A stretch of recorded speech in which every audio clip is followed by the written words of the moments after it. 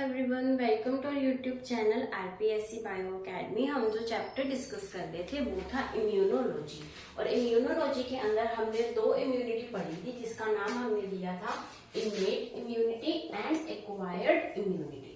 और उसके अंदर इनेट इम्यूनिटी को हम पढ़ रहे थे, जिसे हमने क्या नाम दिया था? जिसे हमने नाम दिया था कोजेनिटल इम्यूनिटी, जिसे हम क्या कहते हैं? जन्मजात, यानी ऐसी इम्यूनिटी जो हमें जन्म के साथ मिलती है उसे क्या कहा था? इनेट इम्यूनिटी या फिर कोजेनिटल इम्यूनिटी।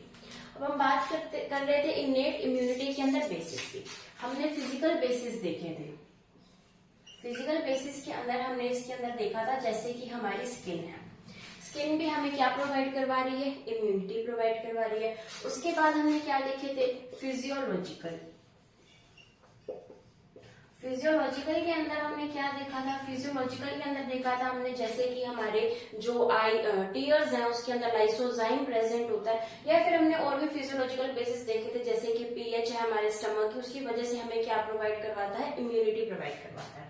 आज हम देखते हैं इसके थर्ड टाइप की, यानी हमने फिजिकल बेसिस पर भी इम्यूनिटी को देखा, हमने फिजियोलॉजिकल बेसिस पर भी इनेट इम्यूनिटी को देखा। यानी हम यहाँ पर क्या देख रहे हैं कि इनेट इम्यूनिटी यानी जो इम्यूनिटी हमें जन्म से मिली है वो किस किस तरीके से हमारे बॉडी के अंदर प्रेजेंट है। तो सबसे पहले हमने फिजिकल में देखा कि फिजिकली कौन सी इम्यूनिटी, कैसे इम्यूनिटी हमें प्रोवाइड करवाई जा रही है।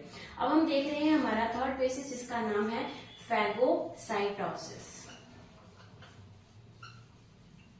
फैगोसाइटोसिस ये जो टर्म है ये हम पहले पढ़ चुके हैं। हमने कहाँ पढ़ी थी? जब हम बात कर रहे थे ब्लड के बारे में, और ब्लड के अंदर भी हम किसके बारे में बात कर रहे थे? डब्ल्यूबीसी के बारे में। हमने डब्ल्यूबीसी को यहाँ पर टू टाइप्स में डिफरेंशिएट किया था, ग्रैनुलोसाइट्स एंड ए ग्रैनुलोसाइट्स, कणिकामयी एंड अकणिकामयी के हिसाब से।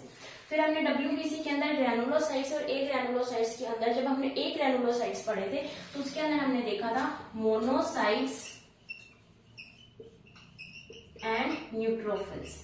मोनोसाइट्स एंड न्यूट्रोफिल्स, इन दोनों के बारे में हमने पढ़ा था और कहा था कि ये जो दोनों सेल्स हैं ये दोनों कैसी हैं? भक्षणकारी हैं। कैसी हैं? फैगोसाइटोसिस है। तो ये जो दोनों सेल्स है ये भी हमें क्या प्रोवाइड करवाती हैं? इम्यूनिटी प्रोवाइड करवाती है। कौन सी? Monocytes and neutrophils. ये क्या करेंगे? कोई भी फॉरेन पार्टिकल है, एंटीजन है, उसका क्या कर देंगे? उसका भक्षण कर देंगे, उसको खा जाएंगी, जिसकी वजह से हमें क्या प्रोवाइड हो जाएगी? इम्यूनिटी।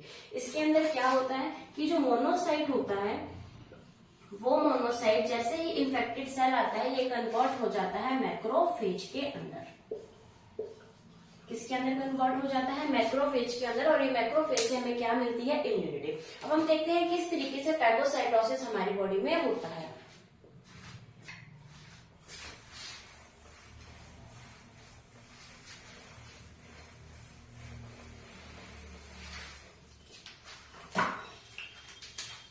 तो हम इसमें डिस्कस करते हैं फैगोसाइटोसिस।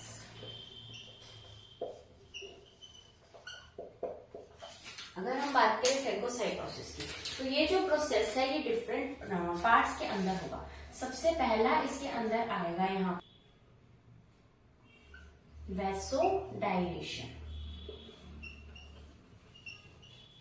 वैसोडाइलेशन होगा सबसे पहले। वैसोडाइलेशन का क्या मतलब है कि अगर हमारे पास यहाँ पर इस तरीके से ब्लड वेसल आ रही है तो वो क्या हो जाएगी? अब वो डायलेट हो जाएगी, वो चौड़ी हो जाएगी। इसे क्या बोला जाता है? वैसोडाइलेशन। और ये कौन करवाता है? ये करवाता है हिस्टामिन। और हिस्टामिन किसके द्वारा रिलीज किया जाता है? हिस्टामिन मास्ट सेल के द्वारा रिलीज किया जाता है। ये क्वेश्चन आ भी चुका है। फिर हम देखते हैं इसके बाद क्या होगा। यानी अब यहाँ पर क्या हो चुका है? सारी यहाँ पर डायलेट हो चुकी है ब्लड वेसल। उसके बाद यहाँ पर क्या होगा? उसके बाद यहाँ पर होगा अडहेशन। अडहेशन का क्या मतलब है? अडहेशन का मतलब है कि यहाँ पर ब्लड के अंदर जो प्रेजेंट है, क्या प्रेजेंट है? डब्ल्यूबीसी प्रेजेंट है। ये डब्ल्यूबीसी इसकी वॉल के साथ जाकर चिपक जाएंगे। इसे क्या बोला जाता है? इसे बोला जाता है अडहेशन। अडहेशन क्या है? डब्ल्यूबीसीज का। वो हमने अभी जो न्यूट्रोफिल्स और मोनोसाइट्स लिखी थी वो भी क्या थी? डब्ल्यूबीसीज थी। तो वो डब्ल्यूबीसीज क्या करेंगी? इस ब्लड वेसल की वॉल पर जाकर चिपक जाएंगी। इस प्रोसेस को क्या बोला जाता है? अडहेशन कहा जाता है। फिर हम देखते हैं इसका थर्ड प्रोसेस, डायापेडिसिस। डायापेडिसिस का मतलब क्या होता है? ये हमने तभी पढ़ा था जब हम डब्ल्यूबीसी की क्लासिफिकेशन पढ़ रहे थे। तो ये टर्म होती है कि जब ये डब्ल्यूबीसी इस बॉडी इस ब्लड वेसल से क्या हो जाए? बाहर निकल जाए, इन WBC का ब्लड वेसल की वॉल से बाहर निकलना क्या कहलाता है? डायपेडेसिस कहलाता है। तो ये जो मूवमेंट है ये न्यूट्रोफिल्स और मोनोसाइट्स के द्वारा की जाएगी और ये WBC की वॉल को भेदकर क्या हो जाएंगी? ब्लड वेसल की वॉल को भेदकर ब्लड वेसल से बाहर चली जाएंगी, इसलिए हमने कहा डायपेडेसिस। फिर हम यहाँ पर फोर्थ स्टेप होगा कीमोटैक्सिस। कीमोटैक्सिस मूवमेंट होगा। कीमोटैक्सिस यानी केमिकल के प्रति यहाँ पर क्या होगा? रिस्पॉन्स होगा। कैसे होगा कि सपोज यहाँ पर क्या है, हमारे पास कोई बैक्टीरिया है या हम कह सकते हैं कोई भी यहाँ पर फॉरेन क्या है? एलिमेंट है, कोई भी फॉरेन एंटीजन यहाँ पर हमारी बॉडी के अंदर एंटर हो गया। तो अब इनका क्या होगा कि ये जो यहाँ पर WBC डायपेडेसिस मूवमेंट कर ब्लड वेसल से बाहर आई है, ये क्या करेंगे? ये इसकी तरफ मूवमेंट करेंगी। इस मूवमेंट को क्या बोला जाता है? कीमोटैक्सिस मूवमेंट, यानी केमिकल्स के द्वारा उत्प्रेरित जो होता है मूवमेंट, उसे बोला जाता है कीमोटैक्सिस मूवमेंट। तो यहाँ पर ये जो WBC है ये इस फॉरेन एंटीजन की तरफ मूव करेगी, इसे बोला जाता है कीमोटैक्सिस मूवमेंट। उसके बाद हमारा मेन स्टेप होगा जिसे क्या बोला जाता है? फैगोसाइटोसिस। उसके बाद क्या होगा? फैगोसाइटोसिस होगा।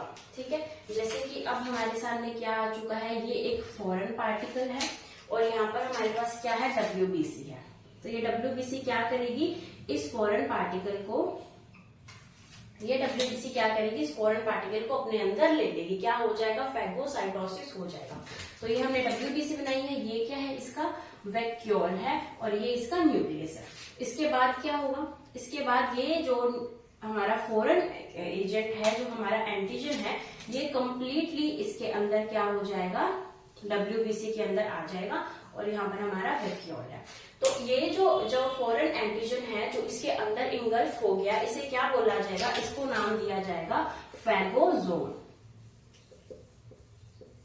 क्या बोलेंगे? फैगोसोम। और ये हमारे सामने क्या पड़ा है? लाइसोसोम।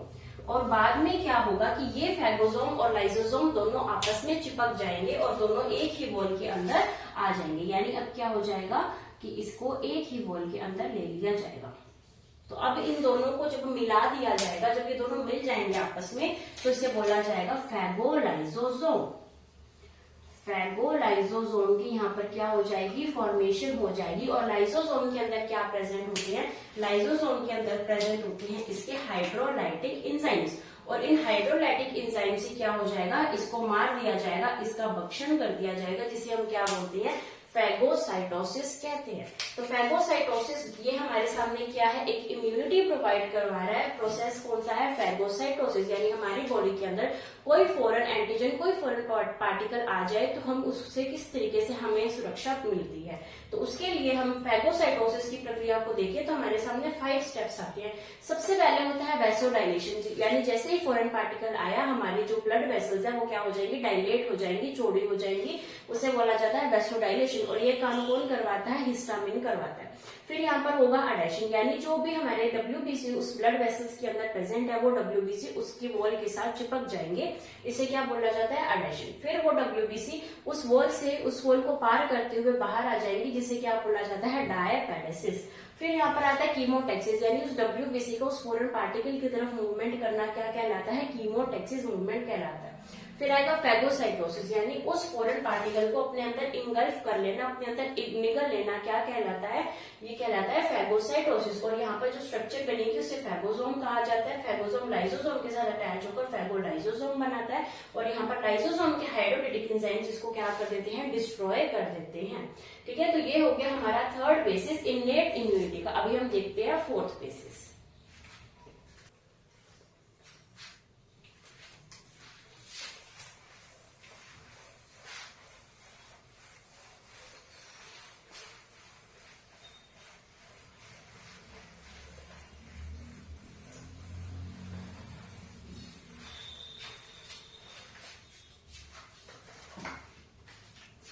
इसके बाद हम देखते हैं इन्फ्लेमेशन।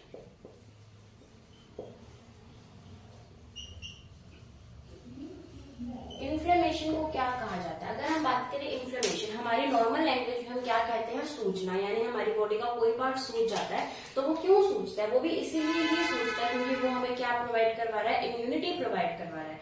तो वो कैसे इम्यूनिटी प्रोवाइड करवाता है, अब हम वो देखते हैं। जैसे ही हमारी बॉडी के अंदर कोई इन्फेक्शन हो गया, कोई बैक्टीरियल सेल आ गया, तो उसकी वजह से क्या होता है, सबसे पहले तो वैसोडाइलेशन होना। सबसे पहले क्या होगा, वैसोडाइलेशन किया जाएगा। तो वैसोडाइलेशन करने के लिए क्या चीज चाहिए होती है, हमें वैसोडाइलेशन करने के लिए हिस्टामिन की रिक्वायरमेंट है। तो यहाँ पर हमें हिस्टामिन चाहिए वैसोडाइलेशन करने के लिए, और यहाँ पर प्रोस्टाग्लैंडिन्स भी रिलीज किए जाते हैं। हिस्टामिन एंड प्रोस्टाग्लैंडिन्स दोनों रिलीज किए जाते हैं जब कोई बैक्टीरिया या फिर जब कोई फॉरेन एजेंट हमारी बॉडी में एंटर करता है। तो इस वैसोडाइलेशन करने की वजह से, इस वैसोडाइलेशन की वजह से हमारी बॉडी में क्या आ जाती है, रेडनेस आ जाती है। यानी हम देखते हैं हमारी बॉडी के पास रेड है, वो क्यों है, क्योंकि वहां पर वैसोडाइलेशन हो चुकी है, इसलिए वहां पर क्या आती है, रेडनेस आ जाती है। और ये प्रोस्टाग्लैंडिन्स की वजह से हमें क्या फील होता है, हमें पेनफुल, जो पेन वाली फीलिंग होती है वो प्रोस्टाग्लैंडिन्स की वजह से हमें वहां पर फील होती है। ठीक है, उसके बाद यहाँ पर क्या होता है कि उधर प्रेजेंट ये वैसोडाइलेशन करने के बाद जो प्लाज्मा है वो प्लाज्मा जाकर कलेक्ट हो जाता है। प्लाज्मा कहाँ कलेक्ट हो जाएगा, एक्स्ट्रा सेलुलर स्पेसिस पर, यानी एक्स्ट्रा सेलुलर स्पेसिस है वहां पर जाकर प्लाज्मा कलेक्ट हो जाता है, जिसकी वजह से वो जगह क्या हो जाती है, वो जगह स्वेल हो जाती है। उस जगह पर क्या आ जाती है, स्वेलिंग आ जाती है। रेडनेस भी आ चुकी है, यहाँ पर पेन भी आ चुके हैं, उस जगह पर क्या आ जाती है, स्वेलिंग भी आ जाती है। और इस स्वेलिंग को ही हम क्या कह देते हैं, इन्फ्लेमेशन कह देते हैं। तो इन्फ्लेमेशन क्या है, इन्फ्लेमेशन कुछ भी नहीं है, प्लाज्मा का एक्स्ट्रा सेलुलर स्पेस पे जाकर कलेक्ट हो जाना क्या कहलाता है, इन्फ्लेमेशन।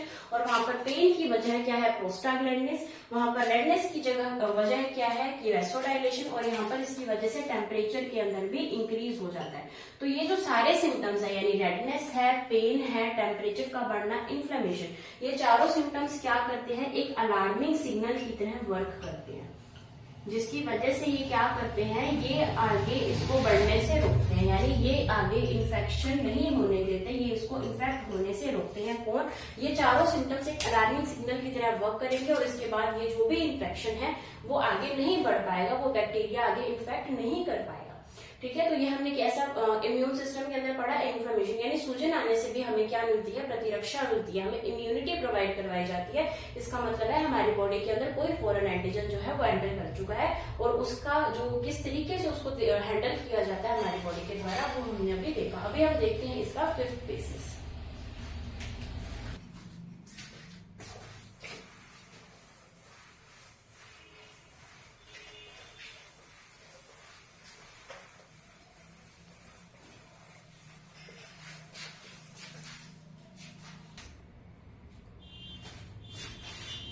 फिफ्थ आएगा हमारे पास natural killer sales.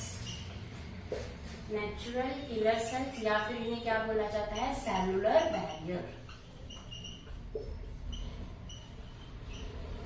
Cellular barrier या फिर नेचुरल किलर सेल्स। ठीक है, एनके सेल्स क्या है, एनके सेल्स और कुछ नहीं है, ये क्या है, लिम्फोसाइट्स है, ये ग्रैनुलर लिम्फोसाइट्स है। ग्रैनुलर लिम्फोसाइट्स है जो हमारी बॉडी के अंदर पाए जाते हैं। तो ये कब एक्टिव होंगे, ये एक्टिव होंगे जब हमारी बॉडी के अंदर आइडेंटिफाई हो जाए कोई ट्रांसप्लांटेड सेल्स, यानी हमारी बॉडी के अंदर कोई चीज ट्रांसप्लांट हुई है, तो ट्रांसप्लांटेड सेल्स आ जाए, या फिर कोई इन्फेक्टेड सेल हो, या फिर एक्सटर्नल सेल हो। तो ट्रांसप्लांटेड, इन्फेक्टेड या फिर एक्सटर्नल सेल जब हमारी बॉडी के अंदर हो तो ये एक्टिव हो जाएंगे, और ये क्या करेंगे, इन सेल्स के अंदर ये पोर्स बनाना शुरू कर देंगे, यानी क्या करेंगे, ये इनके अंदर छेद कर देंगे इन सेल्स के अंदर। कौन, नेचुरल किलर सेल्स। तो नेचुरल किलर सेल्स इनके अंदर पोर्स बनाएंगी, और इनके पोर्स बनने से क्या होगा, वाटर इनके अंदर एंटर कर जाएगा। वाटर इनके अंदर क्या कर जाएगा, एंटर, किसके अंदर, इस ट्रांसप्लांटेड सेल या फिर इन्फेक्टेड या फिर एक्सटर्नल सेल के अंदर वाटर एंटर कर जाएगा, और वाटर एंटर करने के बाद ये सेल स्वेल होकर क्या हो जाएगी, फट जाएगी। स्वेल होकर फट जाएगी तो ये वहीं पर ये इसको क्या कर देगा, खत्म कर देगा, उसको क्या कर देगा, किल कर देगा। कौन, किसने किल किया, किल किया इस नेचुरल किलर सेल ने। कैसे किल किया, उसके अंदर क्या बना दिए, पोर्स बना दिए, छेद बना दिए, जिसकी वजह से पानी उसके अंदर एंटर हुआ और उसने उसको सुझा दिया। वो सूझ कर क्या होगी, वो वो फट गई, तो यहाँ पर स्वेलिंग हो गई है। और ये कब होता है, जब कोई ट्रांसप्लांटेड सेल को आइडेंटिफाई करे या कोई इन्फेक्टेड या फिर कोई एक्सटर्नल सेल को जब आइडेंटिफाई किया जाए। तो ये सारे वो बेसिस हैं जो हम जन्म से लेकर आते हैं, ये सारे वो चीजें हैं जो हमारे जन्मजात बॉडी के अंदर प्रेजेंट होते हैं, जो हमें क्या प्रोवाइड करवाते हैं, इम्यूनिटी प्रोवाइड करवाते हैं, हमें प्रतिरक्षा देते हैं। तो हमने किसके बारे में पढ़ा, इन्नेट इम्यूनिटी के बारे में पढ़ा, हमने 5 बेसिस देखे यहाँ पर। अब हम देखते हैं हमारी सेकेंड टाइप ऑफ इम्यूनिटी जो हम जन्म के बाद अर्जित करते हैं, जिसे हम कहते हैं एक्वायर्ड इम्यूनिटी।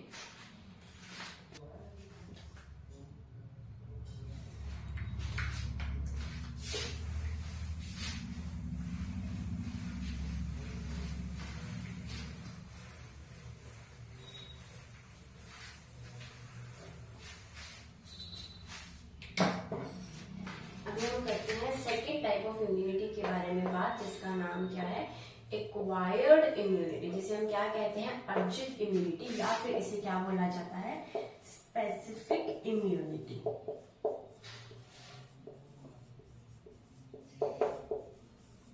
तो ये इम्यूनिटी किसके अंदर पाई जाती है, तो ये इम्यूनिटी सारे वर्टिब्रेट्स के अंदर हमें देखने को मिलती है, यानी इन वर्टिब्रेट्स के अंदर ये इम्यूनिटी हमें नहीं देखने को मिलेगी।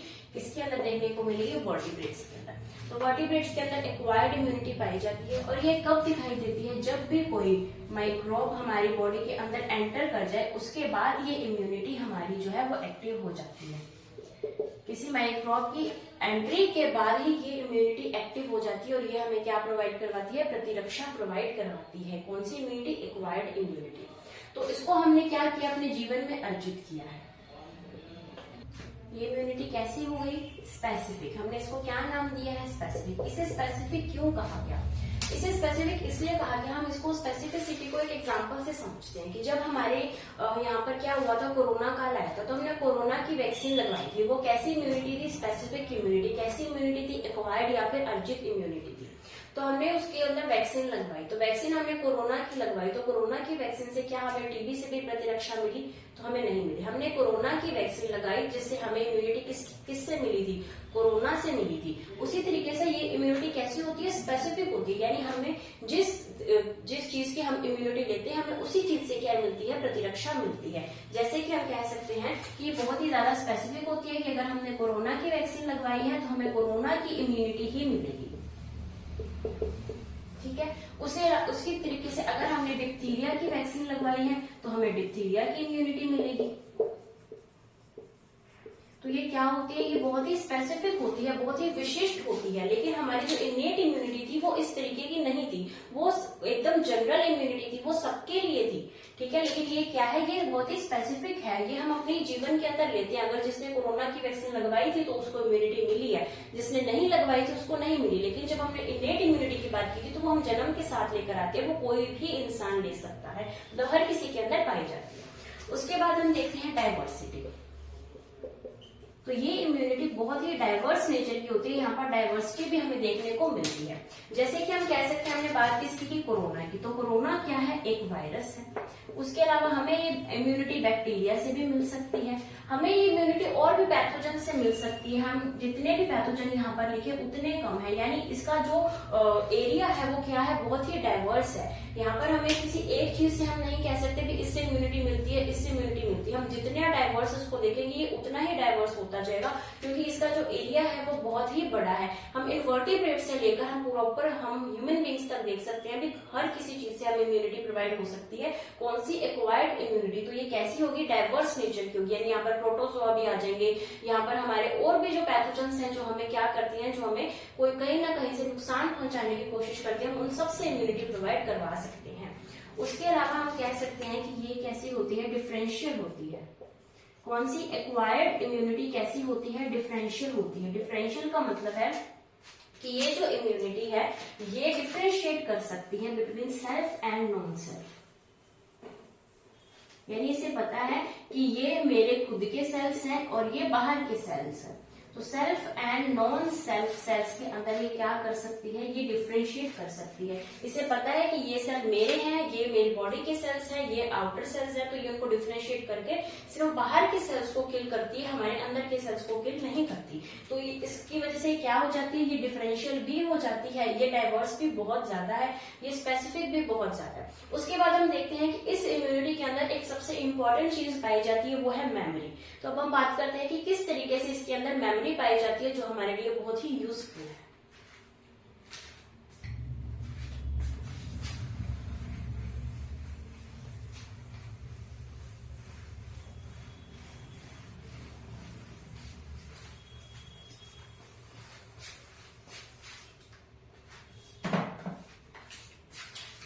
सबसे इंपॉर्टेंट कनेक्टर क्या है, मेमोरी। मेमोरी के बारे में हम बात करते हैं। इस इम्यूनिटी के पास मेमोरी पाई जाती है, यानी इसके अंदर एक ऐसी याददाश्त पाई जाती है। तो किस तरीके की याददाश्त पाई जाती है, तो उसको हम एक एग्जांपल से समझते हैं। हम देखते हैं कि हमारे क्या हमें दी जाती है, पोलियो की वैक्सीन दी जाती है। जब छोटे थे तब हमने पोलियो की वैक्सीन, सबने ओरल वैक्सीन जो है वो ली होगी। तो पोलियो की वैक्सीन के अंदर क्या होता है, पोलियो की वैक्सीन के अंदर इनएक्टिव, यहाँ पर हमें एंटीजन ही मिलते हैं, इनएक्टिव एंटीजन हमें मिलते हैं।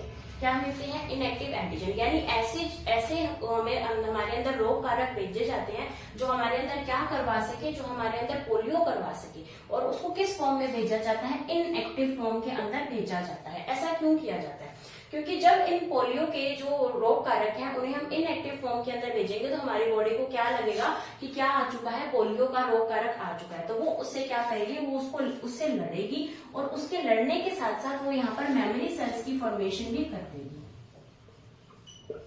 यहाँ पर क्या करेगी, एक मेमोरी सेल्स की फॉर्मेशन कर देगी, और ये इससे लड़ने की पूरी कोशिश करेगी, और वो कामयाब भी हो जाती है, वो उससे लड़ भी जाती है। क्योंकि ये कैसे हैं, इनएक्टिव हैं, ये वीक पैथोजेंस हैं जो कि हमारी बॉडी में पोलियो नहीं कर सकते, क्योंकि हमारी बॉडी के अंदर इतनी इम्यूनिटी होती है कि वो क्या कर सके, इनको नष्ट कर सके। लेकिन इनको नष्ट करने के साथ साथ ये क्या करती है, हमारी बॉडी एक मेमोरी सेल्स को बना लेती है। ठीक है, अब ये तो हमारे जो गवर्नमेंट के द्वारा किया जाने वाला एक प्रोग्राम है। अब क्या हुआ, अब हमारे सामने सच में ही पोलियो का वायरस हमारे आगे आ गया। हम पोलियो के वायरस हमारी बॉडी के अंदर एंटर हो गया किसी भी तरीके से। अब पोलियो का जो वायरस हमारे अंदर एंटर हो गया तो क्या हुआ, हमारी बॉडी के पास क्या पड़े हैं, हमारी बॉडी के पास इस पोलियो वैक्सीन से प्राप्त हमारे पास मेमोरी सेल्स पड़े हैं। और ये मेमोरी सेल्स किसको पहचानते हैं, इस पोलियो वायरस को पहचानते हैं। और ये इन पोलियो वायरस के ऊपर क्या हो जाएंगे, अब हावी हो जाएंगे, और ये इस वायरस को इन्फेक्ट करने नहीं देंगे। कौन से सेल्स, मेमोरी सेल्स, क्योंकि अब ये इसको क्या करते हैं, पहचानते हैं, क्योंकि ऐसे ही वायरसेस पहले भी इसकी बॉडी के अंदर आ चुके हैं और इन्होंने इसको क्या किया था, मार दिया था। तो अब ये क्या हो चुके हैं, मेमोरी सेल्स ने इनको फटाफट पहचाना, और यहाँ पर क्या हुआ, फास्टली इनको क्या कर दिया, रिमूव कर दिया हमारी बॉडी से। तो ये कैसा प्रोसेस हो गया, फास्ट प्रोसेस हो गया। तो जब पहली बार पोलियो वैक्सीन हमारी बॉडी के अंदर दी गई थी, पोलियो के एंटीजन्स, तो हम इसे क्या बोलते हैं, इसे बोला जाता है प्राइमरी इम्यून रिस्पॉन्स। जब पहली बार दिया गया तो क्या था, प्राइमरी, और जब दूसरी बार दिया गया तो क्या था, सेकेंडरी इम्यून रिस्पॉन्स। ठीक है, तो ये हमारी बॉडी ने क्या किया, यानी कि अगर हम एक्वायर्ड इम्यूनिटी की बात करें तो एक्वायर्ड इम्यूनिटी ने यहाँ पर क्या किया, मेमोरी बनाई उस सेल्स की, उन सेल्स की मेमोरी बनाई, जिसकी वजह से जब वो वायरस सच में हमारी बॉडी के साथ एनकाउंटर हुआ तो वो बहुत जल्दी हमने उसको डिस्ट्रॉय कर दिया। क्यों, क्योंकि हमारे पास क्या थे, वे मेमोरी सेल्स। तो ये मेमोरी सेल्स बनाने की जो एबिलिटी है वो किसके पास है, एक्वायर्ड इम्यूनिटी के पास है। यानी ये जो अर्जित इम्यूनिटी है ये क्या करती है, हमारी बॉडी के अंदर ऐसे मेमोरी सेल्स बना देती है, जिसकी वजह से दूसरी बार जब वो वायरस या कोई भी एंटीजन है वो हमारी बॉडी में एंटर करता है तो वो हमें उतना नुकसान नहीं पहुंचा पाता। ठीक है, इसीलिए वैक्सीन बनाई गई है, इसीलिए हमें इम्यूनाइजेशन करना होता है, इसलिए हमें वैक्सीनेशन करना होता है। हर वैक्सीनेशन के पीछे जो फंडा है वो यही है, ताकि हमारी बॉडी को फ्यूचर में जाकर हमें वो रोग ना हो सके। इसलिए हम पहले ही उसके जो पैथोजेंस है वो इनएक्टिव फॉर्म के अंदर या वीक फॉर्म के अंदर हमारी बॉडी में एंटर करवाए जाते हैं। तो ये था प्राइमरी रिस्पॉन्स। अगर हम इन दोनों को अब करें, थोड़ा सा कंपैरिजन करें, तो हम ये देख सकते हैं कि सेकेंडरी जो है वो कैसा हो रहा है, फास्ट, यानी प्राइमरी रिस्पॉन्स कैसा होता है, यहाँ पर स्लो रिस्पॉन्स होता है, क्योंकि वो उसको लड़ने के लिए सारे जितनी भी मशीनरी है उसको इकट्ठा किया जाता है, उसके लिए मेमोरी सेल्स बनाए जाते हैं। तो ये थोड़ा सा स्लो प्रोसेस रह जाता है, लेकिन जब सेकेंड टाइम उसका एनकाउंटर होता है तो हमारी बॉडी के अंदर वो सब कुछ पहले से ही रेडी होता है। हमारी बॉडी के अंदर मेमोरी सेल्स होते हैं, जिसकी वजह से क्या हो सके, फास्टली उसको डिस्ट्रॉय किया जा सके। तो सेकेंडरी रिस्पॉन्स थोड़ा सा फास्ट होता है, प्राइमरी रिस्पॉन्स थोड़ा सा स्लो होता है। ठीक है, तो ये एक एग्जांपल से हमने समझा है। हम वैक्सीनेशन को वैसे पढ़ने वाले हैं, उसके अंदर हम अच्छे से पढ़ेंगे वैक्सीनेशन क्या होता है, कैसे होता है। लेकिन अगर हमने यहाँ पर क्या समझना था, मेमोरी, किसकी मेमोरी, इस एक्वायर्ड इम्यूनिटी की मेमोरी, यानी ये जो एक्वायर्ड इम्यूनिटी है इसके पास मेमोरी है कि ये क्या कर सकती है, एक बार कोई एंटीजन आ जाए तो उसके प्रति ये अपने बॉडी के अंदर मेमोरी सेल्स बना लेती है, जिसकी वजह से वो मेमोरी सेल्स क्या करते हैं, अगर दूसरी बार वो एंटीजन हमारी बॉडी में आता है तो हम उसको बहुत ही फास्टली अपनी बॉडी से डिस्ट्रॉय कर सके, ताकि हमें कोई नुकसान ना पहुंच सके। तो ये हमने किसके बारे में पढ़ा, एक्वायर्ड इम्यूनिटी। अब हम कल देखेंगे टाइप्स ऑफ एक्वायर्ड इम्यूनिटी। इसके अंदर हम देखेंगे कि एक्टिव इम्यूनिटी भी होती है, पैसिव इम्यूनिटी भी होती है, किस तरीके से एक्टिव एंड पैसिव इम्यूनिटी हमारी बॉडी के अंदर पाई जाती है, या फिर हम आर्टिफिशियली उसको लेती हैं, या फिर वो नेचुरली हमारी बॉडी में पाई जाती है। इन सब क्वेश्चंस के आंसर्स आपको कल के लेक्चर में मिलेंगे।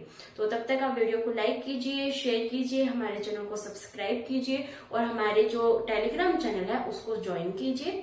Thank you.